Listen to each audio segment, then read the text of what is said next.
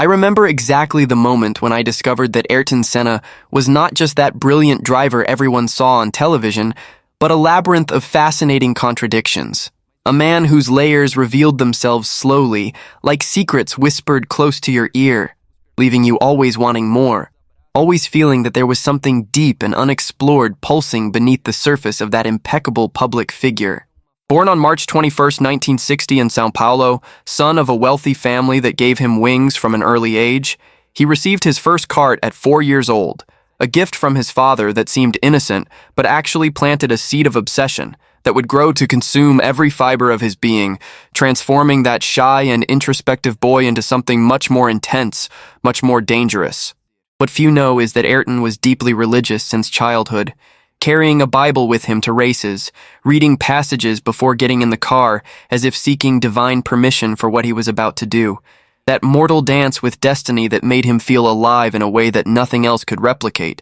Sweat running down his back while he murmured prayers that mixed faith and adrenaline in an intoxicating combination. At 13 years old, when he had his first official kart race, he already demonstrated that disturbing intensity that would later define his career, eyes fixed on the horizon as if seeing something others could not see, body tense in the cockpit, like a spring about to release. And during those 8 years in karting between 1973 and 1981, he developed not just technical skill, but a kind of visceral connection with the machine that bordered on the mystical, feeling every vibration, every subtle change in the kart's behavior as if it were an extension of his own nerves, of his own desire to dominate and possess the track in a way no one else could. A curiosity that fascinates me deeply is that during this period, Senna had the habit of visiting tracks days before races, walking alone on the asphalt, touching the curbs with his hands, memorizing every imperfection, every undulation, creating a mental map so detailed that when he finally got in the kart, it was as if he were making love to a territory he already knew intimately. Each curve a calculated caress, each breaking a moment of delicious tension before the release of acceleration. In 1981, when he crossed the Atlantic to England, leaving behind the comfort of family and girlfriend Lilian de Vasconcelos, with whom he had an intense and complicated relationship that oscillated between overwhelming passion and explosive fights, he was fleeing not just in search of a career, but also from himself, trying to discover who he was far from family expectations, far from the weight of being a Senna da Silva in São Paulo. What few tell is that those first months in England were brutal for him. Not just because of the language barrier or the freezing climate that contrasted violently with Brazil's tropical heat, but because of the deep loneliness that consumed him on long nights, when he stayed alone in the small apartment he shared with other drivers, body aching from training, mind spinning in circles about races, about decisions he needed to make,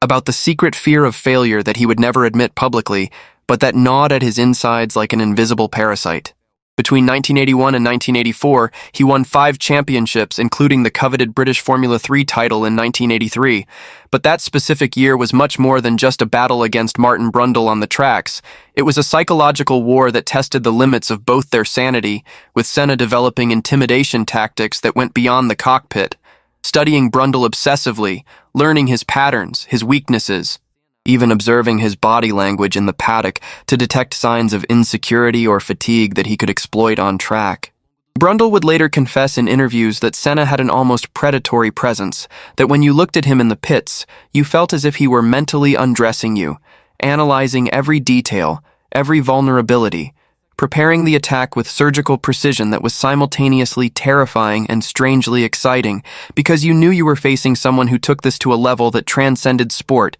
and became something almost existential. A little-known story from that period involves a test Senna did for McLaren in 1983, where he impressed the engineers so much that Ron Dennis, the team boss, was literally speechless seeing the times the young Brazilian had achieved in a car he had never driven before, on a track he barely knew, as if his talent were so raw, so pure, that it dispensed with familiarity or preparation, only required that he get in the cockpit and let instinct take over. Body reacting before the conscious mind could process information, operating on a different frequency from the rest of humanity. Dennis offered a development contract, but Senna refused because he did not want to wait, could not bear the idea of standing still while others raced,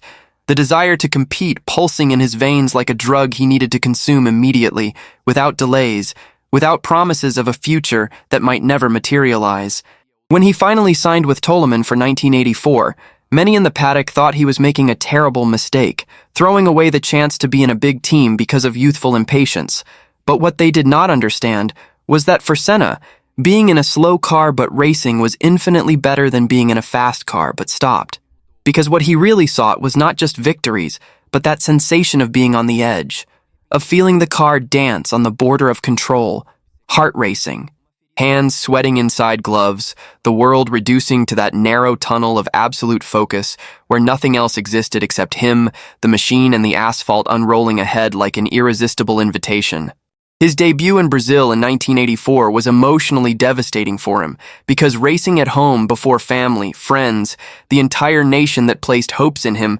created a suffocating pressure he felt as a physical weight on his chest. But the Toleman car was stubborn, constantly braking, betraying him at crucial moments, and he finished races with body tense from frustration, punching the steering wheel, cursing in Portuguese words the English mechanics did not understand but whose meaning was crystal clear in the intensity with which they were spat out.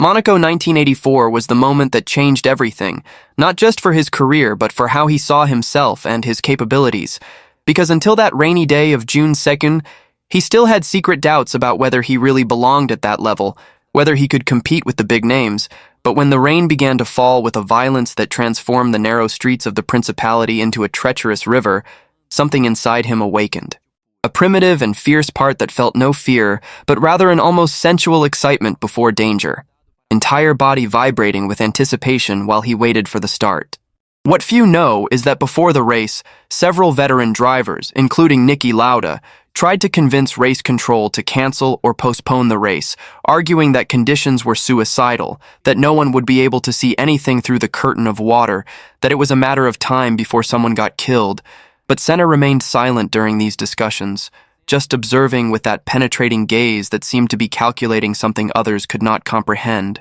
Starting in 13th, he began the race with an aggressiveness that bordered on madness, braking late in corners where visibility was zero, accelerating in puddles that could easily have thrown the car against the guardrail, and with each lap, he gained positions, overtaking experienced drivers who were just trying to survive while he seemed to be on a transcendental mission.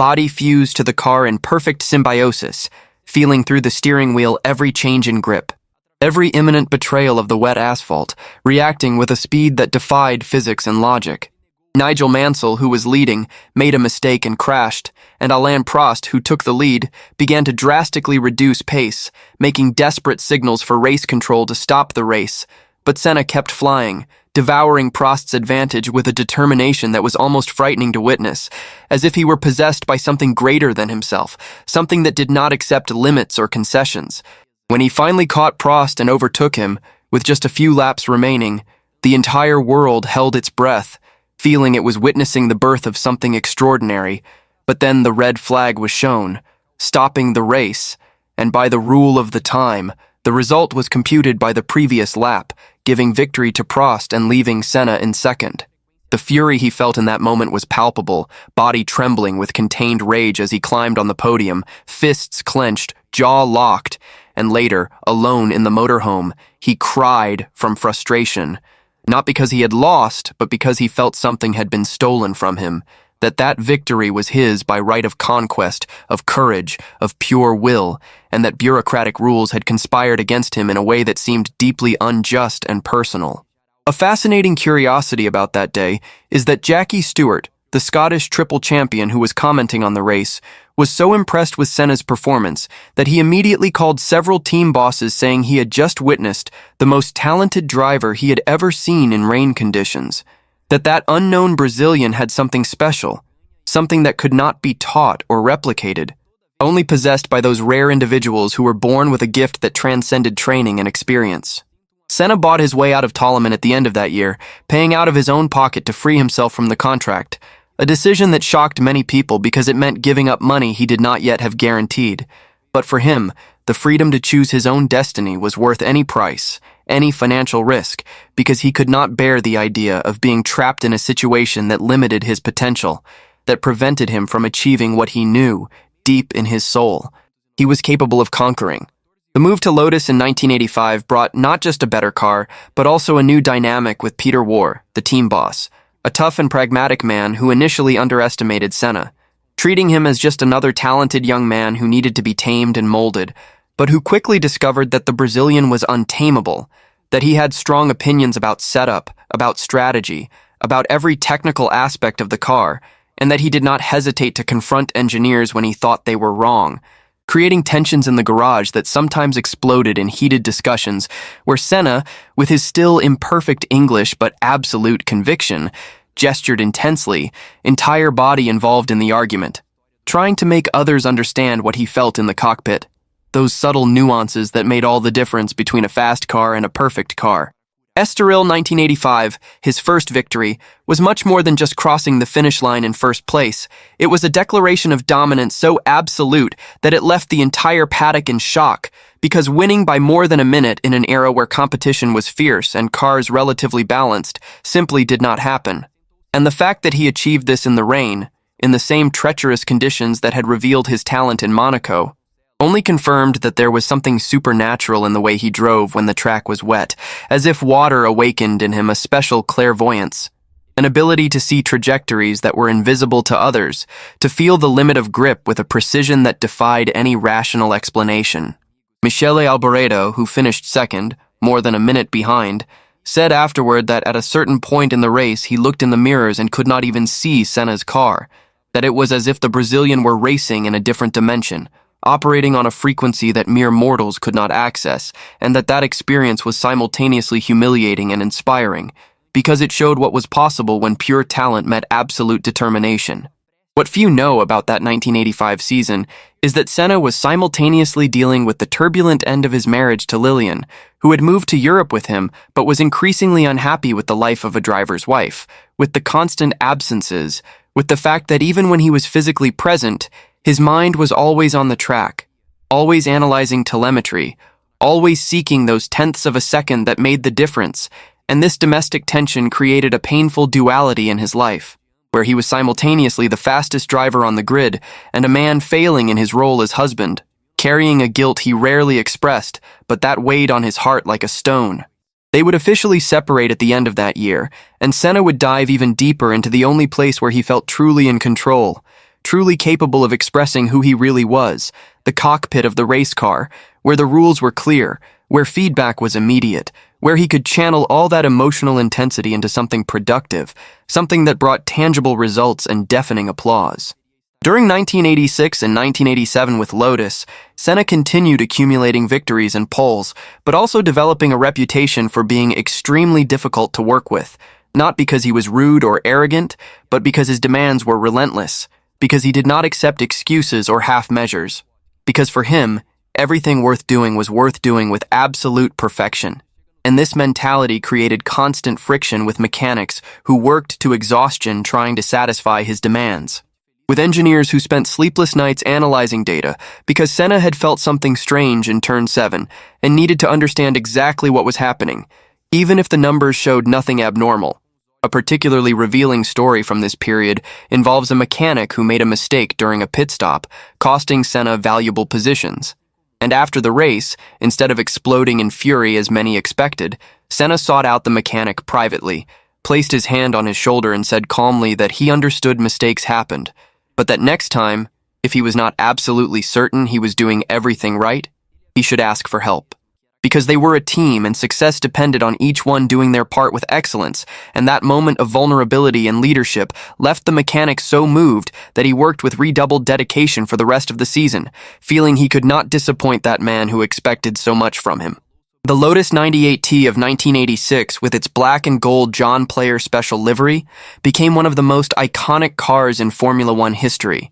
not just for its stunning aesthetics, but for what it represented. That perfect combination of raw power, more than 1,000 horsepower in qualifying specification, and Senna's refined talent in the cockpit, the bright yellow helmet contrasting with the dark colors of the car, creating an image that would be engraved in the collective memory of motorsport fans forever. What makes this car even more special is that it was notoriously difficult to drive, with a nervous rear that required constant corrections, and Senna not only tamed this wild beast, but seemed to delight in the challenge, in the need to be constantly alert, to feel the car moving under him like a living animal that needed to be controlled with firmness, but also with a certain delicacy, finding that perfect balance between aggression and finesse that separated the great from the merely good. A fascinating technical curiosity is that Senna developed during this period a unique technique of driving with only one hand in certain situations, especially on long straights, using his free hand to make adjustments in the cockpit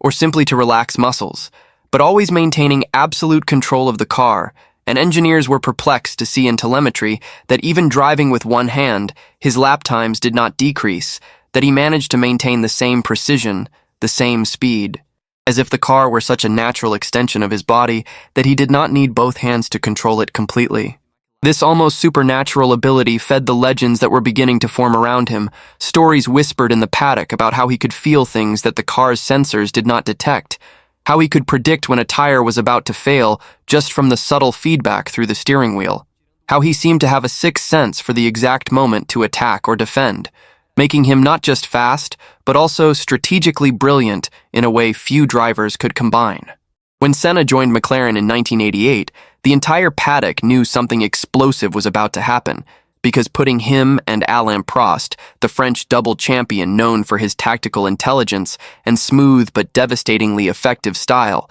in the same team, with the same car, was creating a situation where there would be no excuses, where the fastest would be exposed brutally and unequivocally. The MP44 that McLaren produced that year was a masterpiece of engineering, designed by Gordon Murray and Steve Nichols, with a Honda engine that was both powerful and reliable, a rare combination in that era of temperamental turbos. And from the first tests, it was clear that car would be dominant, but no one imagined it would win 15 of 16 races, establishing a record of dominance that would remain unbeatable for decades. Right in the first race in Brazil, Senna showed his cards, surpassing Prost in qualifying by a margin that left the Frenchman visibly disturbed because he was used to being the fastest, to being the one who dictated the pace, and suddenly there was someone who not only equaled him, but surpassed him with disconcerting ease, and that messed with Prost's head in a way he was not prepared to handle. What makes this rivalry even more fascinating is that initially they had a cordial, almost friendly relationship,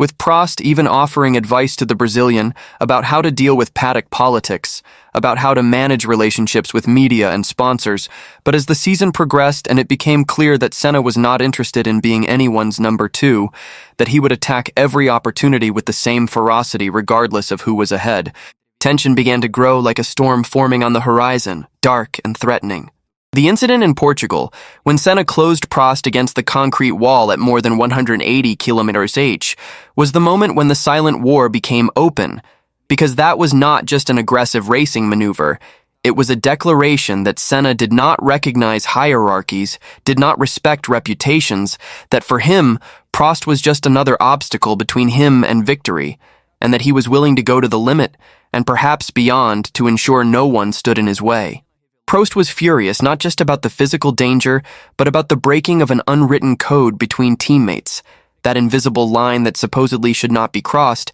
but Senna either did not know that line or simply did not care about it, operating according to a set of internal rules that prioritized victory above everything, above friendships, above politics, even above his own safety. A little-known story from that period involves a private conversation between Senna and Ron Dennis, where the McLaren boss tried to explain to the Brazilian that he needed to be more political, more calculating, that he could not simply attack Prost at every opportunity, because this created problems for the team, for sponsors, for the entire delicate ecosystem that sustained a Formula One operation. But Senna responded with disconcerting frankness that he could not drive any other way, that when he got in the car, something took over him. A primitive need to dominate, to win, to prove something he himself could not fully articulate, and that trying to suppress this would be like asking him to stop breathing, impossible and fundamentally contrary to his nature. Dennis left that conversation with a mixture of admiration and concern,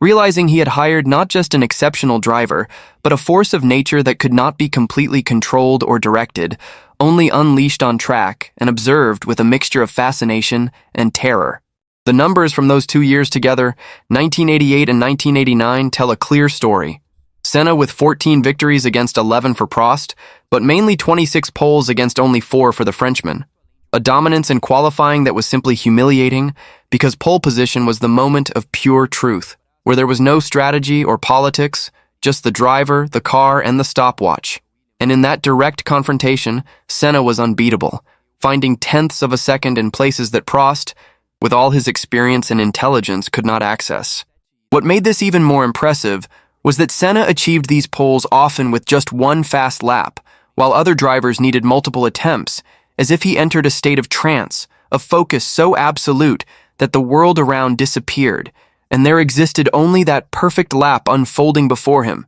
each corner executed with millimetric precision, each braking at the exact limit between maximum efficiency and locking, each acceleration dosed perfectly to extract the maximum from the engine without losing traction.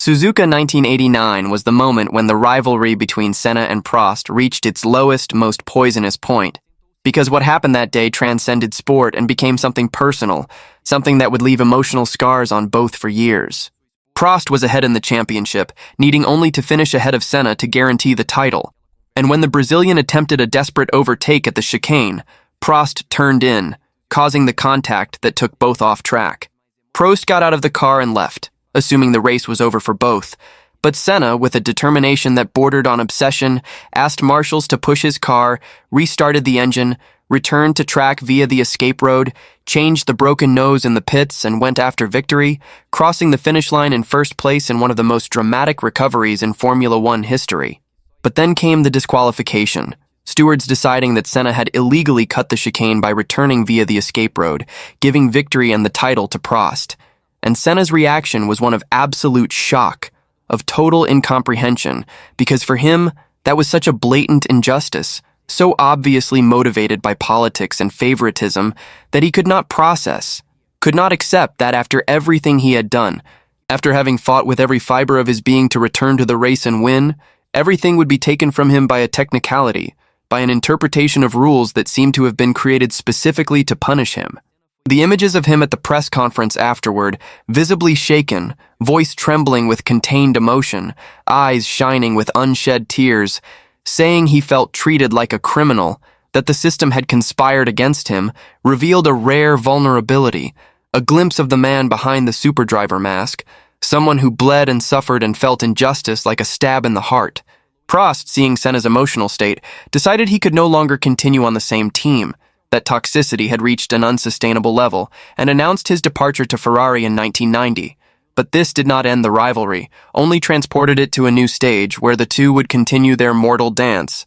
now in different cars and different teams, but with the same intensity, the same need to prove superiority over each other. What many people do not know is that despite all the public animosity, there were private moments where they demonstrated a reluctant respect for each other, as when Prost admitted in an interview years later that Senna was probably the fastest driver he had ever faced, that there was something in him that transcended technique and entered the realm of the inexplicable, the almost supernatural, and that competing against him had been simultaneously the most frustrating and most enriching experience of his career, because it forced him to constantly surpass himself, to find reserves of speed and courage he did not know he possessed. In 1990, with Prost at Ferrari and Senna still at McLaren, the battle for the title was as intense as the previous year, the two exchanging the lead multiple times throughout the season, each race becoming a chapter in an epic saga that kept the entire world glued to televisions, feeling the electric tension that permeated each overtake,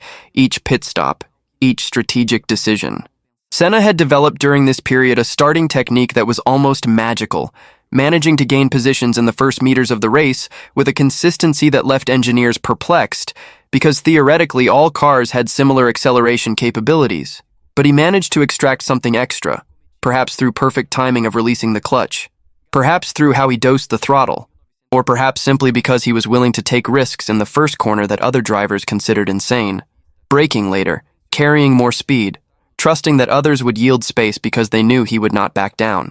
Suzuka 1990 was the revenge, the moment when Senna decided that if the system would not give him justice, he would take justice with his own hands, and when pole position was placed on the dirty side of the grid, the side with less grip, He felt that as one more confirmation that there were forces working against him, trying to prevent his success, and something inside him hardened, a cold and calculated decision that he would do whatever was necessary to guarantee the title. At the start, when Prost took the lead, Senna kept his foot on the accelerator, did not deviate, did not brake, simply continued in a straight line toward the first corner, knowing contact was inevitable, and when the two cars touched and went off track, ending the race for both and giving the title to Senna, there was a shocked silence in the paddock, because everyone understood that had not been a racing accident, it had been a deliberate execution, a declaration that Senna would not accept being a victim again, that he would take control of his own destiny, even if that meant crossing lines that should not be crossed.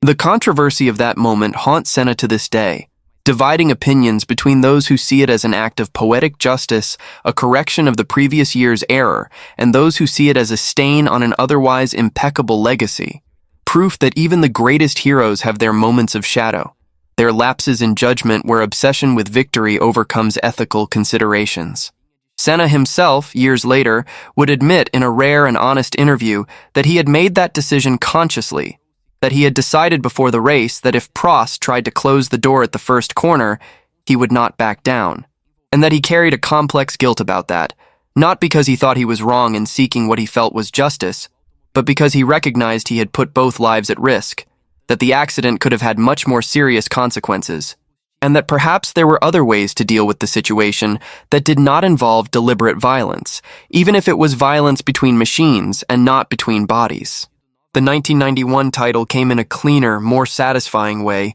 with Senna facing mainly Nigel Mansell and Williams, and that year was special because he finally managed to win at home, in Brazil, after several frustrated attempts, and the images of him exhausted in the cockpit after the race, barely able to lift his arms to celebrate because the car had lost gears and he had to hold the gearbox manually for the last laps. The physical effort being so intense that his muscles simply gave up the moment he crossed the finish line, revealed the price he paid for those victories, the physical and emotional cost of constantly operating at the absolute limit of his capabilities. A touching curiosity from that day is that Mansell, who finished second, helped Senna get out of the car in Parc Fermé, seeing that the Brazilian could barely move, and that gesture of compassion between rivals, that recognition that despite all the fierce competition on track, they were all humans sharing the same risks and sacrifices, created a moment of genuine connection that transcended sport. The years 1992 and 1993 were frustrating for Senna in a way he had never experienced before,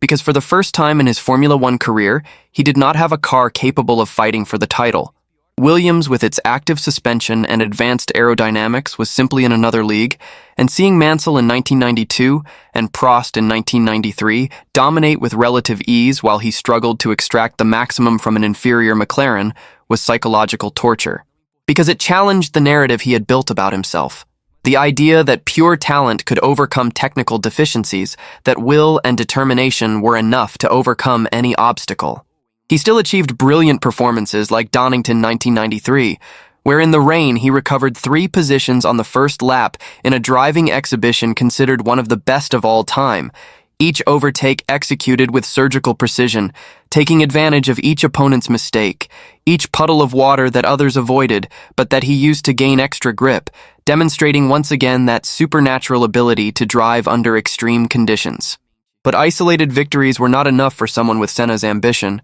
He wanted titles, wanted to dominate, and the frustration of not being able to do that began to weigh on him in visible ways. He became more irritated in debriefings, more demanding with the team, more prone to explosions of rage when things did not go as planned. And some McLaren members began to feel that working with him was becoming unsustainable, that the constant pressure, the impossible demands, were burning out people who had dedicated years to the team.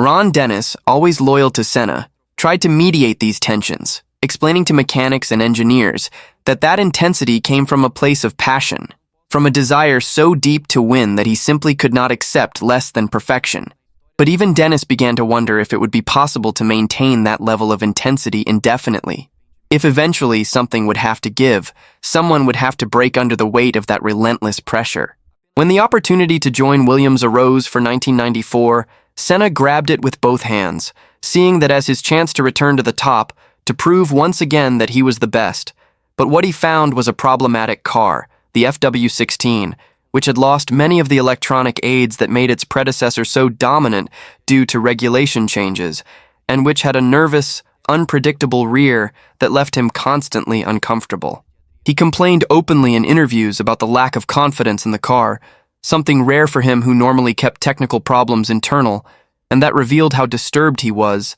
how much he felt something was fundamentally wrong, that the car did not respond the way it should, that there was a latent danger waiting to manifest. In the first races of 1994, he achieved poles, showing that raw speed was still there, but did not convert any into victory, and frustration was palpable. You could see in his eyes during interviews that intensity that was normally focused and determined now had a touch of desperation, of someone who felt time slipping away, who knew that at 34 years old he did not have infinite opportunities remaining, that he needed to make that car work, needed to find a way to extract performance from it, even if that meant taking risks he perhaps should not take. A particularly disturbing story from this period involves a conversation between Senna and his race engineer, where he admitted he was driving beyond what he considered safe, that he was compensating for the car's deficiencies with pure skill and courage, but that he knew eventually that would not be enough, that eventually the car would betray him at a critical moment, and he would not have margin to recover. Then came Imola, that cursed weekend that would change Formula One forever, starting with Rubens Barrichello's accident on Friday. A young Brazilian whom Senna had taken under his wing, mentoring and advising, and seeing Barrichello unconscious in the car after a violent accident shook Senna deeply, bringing to the surface all the fears he normally kept buried, the awareness of mortality, of the real risk everyone ran each time they got in the cockpit. On Saturday, Roland Ratzenberger died during qualifying, and Senna, who had taken pole, was seen visiting the accident site, observing the wreckage with a somber expression, and later that night he called a meeting with other drivers to discuss safety, speaking passionately about the need for changes, for improvements, for not accepting that deaths were simply part of the sport, and there was an urgency in his voice that in retrospect seems almost prophetic, as if he were feeling something, sensing that danger was closer than anyone imagined. On Sunday morning, before the race,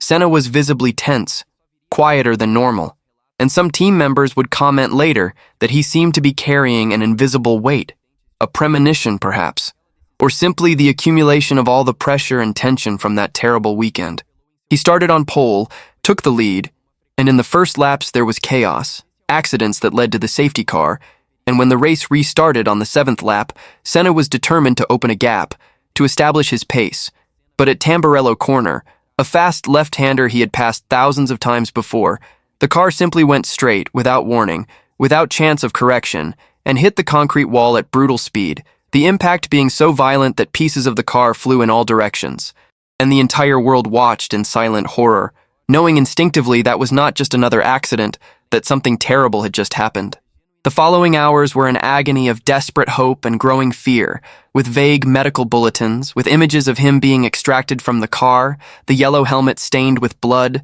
the motionless body being taken by helicopter to the hospital, and then, finally, the confirmation no one wanted to hear, that Ayrton Senna da Silva had succumbed to his injuries, that the most talented driver of his generation, perhaps of all generations, had been taken from the world at 34 years old, at the height of his capabilities, with so much still to give, so many races still to win, so many records still to break. The subsequent investigation would reveal that a steering column had failed, that it was not driver error, but mechanical failure, and that somehow made everything even more cruel, because it meant he had died not from having risked too much or made a mistake, but simply because a piece of metal had broken at the wrong moment, in the wrong place, robbing him of the chance to react, to use that supernatural ability that had saved him so many times before. The funeral in Brazil was a manifestation of national mourning rarely seen, with millions of people in the streets of São Paulo, crying openly, carrying flags, singing the national anthem,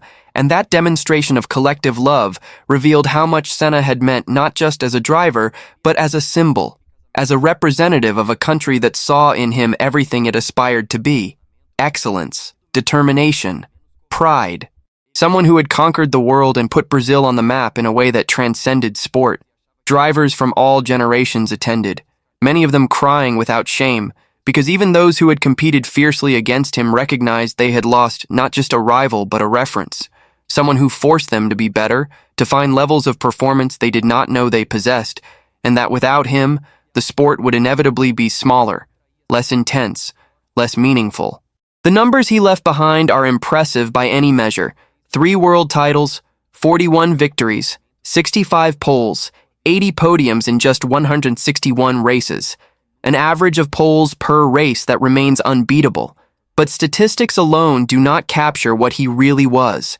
The intensity he brought to each lap, each qualifying, each wheel-to-wheel battle, that sensation that when Senna was on track, something special could happen at any moment, that he was capable of moments of genius that defied logic and physics. Drivers who came after, giants like Michael Schumacher and Lewis Hamilton, both with more titles and victories, still point to Senna as their greatest inspiration, as the standard against which they measure themselves, and that says something profound about the legacy he left, about how he transcended numbers and became an ideal, a representation of what is possible when pure talent meets absolute determination and unwavering passion. What fascinates me most deeply about Senna, what keeps me returning to his races decades later, are not just the victories or poles, but the moments of vulnerability, the rare occasions when the mask fell and you saw the man behind the myth, someone who struggled with doubts and fears like all of us, who questioned his choices, who wondered if the price he paid for excellence was worth it,